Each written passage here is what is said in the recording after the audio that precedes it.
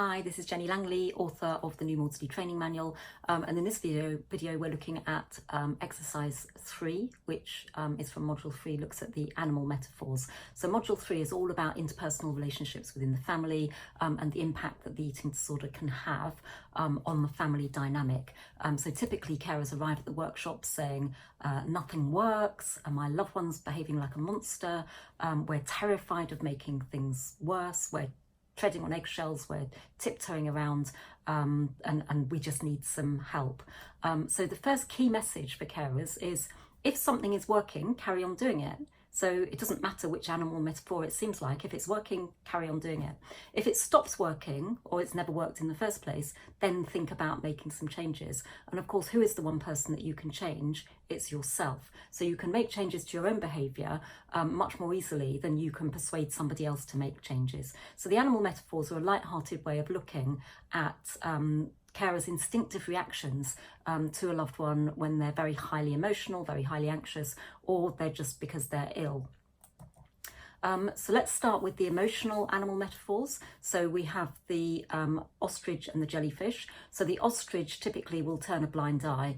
So it might be like, you feel like that sometimes when you go to the doctor and the doctor says, oh, these are just teenage behaviours, it's a passing phase, don't worry about it. It can be maybe the dad in the family is more like the ostrich because they've got to go to work and they've got to earn a living for the family, or it can be the other way around. But certainly it's that turning a blind eye. So sometimes turning a blind eye to a behaviour is a good thing, other times it can be problematic because it's not addressing the issue. Then we have the jellyfish. So the jellyfish is the other extreme. The jellyfish is when you become so entrenched in the anxiety levels that the eating disorder has brought into the family, and so you can become over emotional. And of course sometimes it's good to be emotional because it models emotional intelligence, but it can just add to that sort of high emotion and intensity of feelings within the family. Okay, then we have the behavioural animal metaphors. So we have the kangaroo, which conjures up this lovely image, doesn't it, of maybe the mum putting the baby in the pouch, and it's like, oh my darling, let me look after you, I'll do everything for you, I'll make all the decisions, I'll keep you safe, which is great when they're very small, very young children, or if they're ill for a couple of days with a physical illness, but it can be problematic if it becomes sort of overprotective. So it's suggesting to the loved one that they can't make their own decisions, they're not able to cope in the big wide world without you doing everything for them. Then we have the rhino. I was all of these animals, by the way, with my son. Then we have the rhino, which is very much arguing with logic. Well, darling, you know you have to eat to live, and you know you need to stop exercising, etc, etc. And it's very, very logical, and many of us in our business lives are very rhino-like. You know, it's good to be logical, it's good to say these are the 10 reasons why you need to do this, that or the other. And I was a city stockbroker, so that's what I did all the time. I would be telling people what to do. It can be problematic when it's just basically not listening to the young person. Typically, if they're just being told what to do all the time, they'll say, my parents don't understand me, they don't listen, they don't care. And in fact, teenagers often say that, don't they, when parents are being quite rhino-like like that. And then there's the terrier, which is nag, nag, nag, nag, nag, nag, nag. And certainly I was always nagging at my son, you know, Joe, you need to just eat more and exercise less, and then everything will be fine. And of course, it just was like noise in his head. And in the end, he just completely zoned out.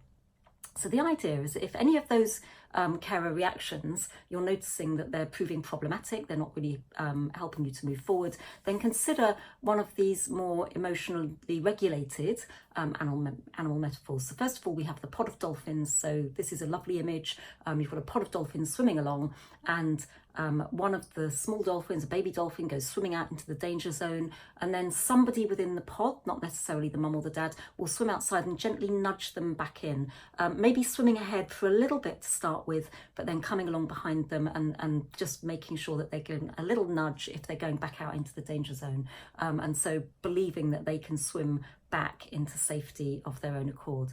Okay, and then we have the St. Bernard. So of course the St. Bernard has this lovely cask around its neck, and in reality that might be for the frozen skier, but in this case that casket basically represents the carer's own self-care toolbox. So, you know, being able to take a break, being able to ask for help, being able to receive help, making sure that life isn't just about caring for the person with the eating disorder. And of course the St. Bernard is always there, very consistent, complete unconditional love in the face of whatever avalanche that the eating disorder throws at the family.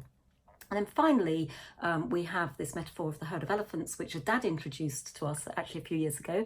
It's a really powerful one. So the great thing about a herd of elephants is that they're the only animal group not ruled by dominance, and so the matriarch will basically help the elephants all to sort of use the best of their abilities to work together to help anyone within the herd that's struggling. So the herd of elephants for a family would include the GP going to accident and emergency, it would include the specialist eating disorder team, it would be the school, it would be the workplace, it would be everything in your whole community is part of that herd of elephants. And there's a whole chapter in the training manual about the herd of elephants.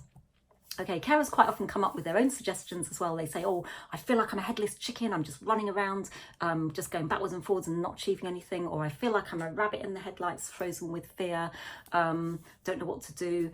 Or one lady recently came up with a woodpecker. So we live in an old park in Sevenoaks, so there's lots of woodpeckers in the park. She feels like I'm bashing away at the tree and nothing's improving.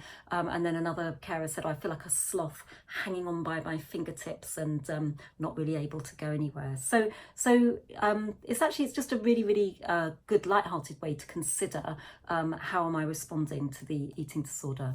Now there's some really key messages here. First of all, change is difficult. So if you do decide to make some changes, just acknowledge that, okay, maybe how I'm behaving, maybe it's my habit to be a kangaroo, or maybe it's my habit to be a rhino. So it's not easy to unravel habits. And so you just need to tolerate the fact that it will feel a bit uncomfortable and false to start with as you try to morph into one of the more emotionally regulated animals. The second thing, there's no such thing as a wrong animal response. So sometimes it's good to be a kangaroo, sometimes it's good to be a rhino. And we look at that in one of the later exercises. So again, remember, if it's working, carry on doing it. If it's not working, then consider making changes. The third key message is baby steps are much more likely to achieve results than great big strides. So you can't suddenly be one day a kangaroo and the next day be a dolphin. It just doesn't work like that. So even if you practice trying to think about changes for 5 to 10 minutes a day, that can really start to make a difference. Sometimes you need to role model that you're only human. So sometimes it is okay to be a bit jellyfish-like and you know, I am tired, I am exhausted, I am angry at the moment, and own your own emotions. But it's when it's sort of over and over again, and look how much you're upsetting me, it can become overwhelming for everyone within the household. Okay, and then think about the different situations. So when medical risk is high, of course, carers have a duty to step in and take over. And we used to say, you know, maybe you can be a bit more rhino-like when medical risk is high, but now we say just be a firm dolphin when medical risk is high. And again, there's some exercises later on that help you to develop a language to do that. Once medical risk comes back down, then it's much easier for carers to start to step back using some of these metaphors and basically become more of a nudger than a controller, or, you know, making all the decisions. The most important thing through all of this is that whatever happens, you keep calm and warm and show that unconditional love for your loved one. Okay, so I hope you found this video useful. All of the videos and the worksheets can be downloaded from my website at www.newmaudsleykcarers-kent.co.uk. Thank you.